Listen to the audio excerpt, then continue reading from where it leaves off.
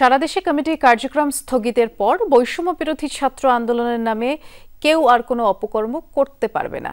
ছাত্র সংসদেও অপরাধীদের কোনো ঠাঁই হবে না বলে জানিয়েছেন এই দুই সংগঠনের নেতারা।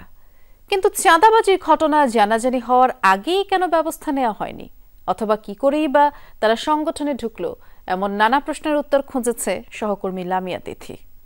এলএমই সার্টিফাইড বিশ্বসেরা কপারে তৈরি ওয়ালটন কেবলস, যা আপনার স্থাপনাকে রাখবে সব সময় নিরাপদ। রাজধানীর গুলশানে সমন্বয়ক পরিচয়ে সাবেক সংসদ সদস্য শাম্মী আহমেদের বাসায় ৫০ লাখ টাকা চাঁদাবাজির অভিযোগে শনিবার রাতে বৈষম্য বিরোধী আন্দোলনের ৫ নেতাকে গ্রেফতার করে পুলিশ। কি হয়েছিল শাম্মী আহমেদের বাসায়? ওই বাড়ির সিকিউরিটি জানান ১৭ জুলাই লেবারের বেশে মিথ্যা তথ্য দিয়ে ওই বাড়িতে প্রবেশ করে দুজন। হুট করে শাম্মী আহমেদের বাসায় ঢুকে পড়ে তারা। প্রায় ২ ঘন্টা পর বেরিয়ে যায়। এরপর শনিবার সন্ধ্যায় আরও ৩ জনকে নিয়ে আসেন তারা। তখন দাম্ভিকতার সাথে ছাত্র পরিচয়ে ঢুকে পড়ে ওই বাসায়। এর আগেও কি এই ছাত্রদের দেখছেন? এদের ৫ জন এর আগে আসেন, এর ২ জন আইছিল। গোপালগঞ্জে যে ঘটনা রয়েছে ওই দিন সকালে মানে এরা পুলিশের সাথে আসছিল, তো আসার পরে পুলিশের সাথে চলে গেছে। যাওয়ার আমি ৭টা বাজে ডিউটি আমার শেষ, আমি চলে গেছি। তারপরে আবার এরা ৭টার পরে নাকি ২ জন ছাত্র আইসে আয়া স্যারের বাসায় ঢুকছে লেবারের ব্যাচ ধরা। আমাদের এখানে কাজ চলে।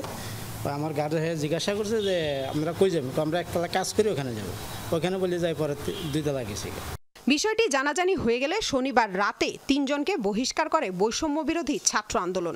এছাড়া চাঁদাবাজিতে জড়িত থাকার অভিযোগে বহিষ্কার করা হয় গণতান্ত্রিক ছাত্র সংসদের ২ সদস্যকে।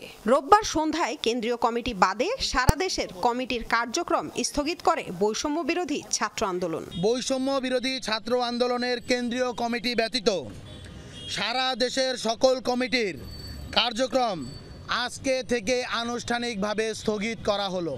সংগঠনটির সাধারণ সম্পাদক হাসান ইনাম জানান, সমন্বয়ক বলে আর কোনো পরিচয় নেই। চাঁদাবাজিতে আসলে কোনো দল নাই। আমরা বৈষম্য বিরোধী ছাত্র আন্দোলনের কেন্দ্রীয় কমিটি ছাড়া আমরা সকল কমিটিকে বিলুপ্ত করছি। শহীদ, আহত এবং জুলাই গণঅভ্যুত্থানের ভ্যানগার্ড হিসাবে কাজ করার জন্য আমার যতটুকু ম্যান পাওয়ার প্রয়োজন তার বাইরে আমরা আর যাব না। চাঁদাবাজরা কি করে জুলাই স্পিরিট ধারণ করা সংগঠনে ঢুকতে পারে, এই প্রশ্নে হাসান ইনাম। আগের কমিটি যারা ছিল তাদের সঙ্গে আমাদের একটা গ্যাপ তো অবশ্যই আছে, এবং তাদের সঙ্গে আমরা ওইভাবে বসতে পারি নাই। এবং ওই কমিটিগুলো যারা দিয়েছে তারা কে দিয়েছে, কিভাবে দিয়েছে, সেই প্রশ্নগুলো আমারও। যারা অভ্যুত্থানের সামনে সাথে যোদ্ধা তাদের মধ্যে এরকম কলুষিত ব্যাপার থাকবে সেটা আমরা কখনো আশা করি নাই।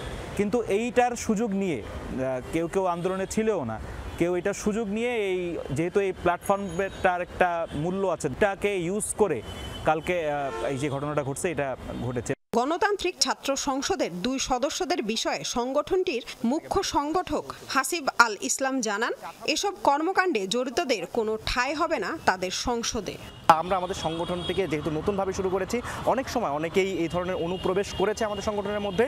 তো আমরা আসলে এই ঘটনাগুলোর দায় অস্বীকার করব না, আমরা এই ঘটনাগুলোর দায় স্বীকার করতে চাই। এবং আমাদের সংগঠনের পরিচয় ব্যবহার করে কেউ যদি কোথাও অবৈধ সুবিধা, চাঁদাবাজি, সন্ত্রাসী কিংবা ত্রাসের রাজত্ব কায়েমের চেষ্টা করে, আপনারা তাদেরকে আইন শৃঙ্খলা বাহিনী হাতে তুলে দেবেন। জুলাই আন্দোলনের পরেও এমন অনেকে ছাত্রদের বিভিন্ন ব্যানারে যোগ দিয়ে বিতর্ক তৈরি করছে বলেও দাবি করেছেন এই 2 ছাত্র নেতা। অরাজনৈতিকভাবে কাজ করতে যাচ্ছে, তাদের সবাই গ্রুমিং দরকার। লামিয়া তিথি, যমুনা নিউজ, ঢাকা।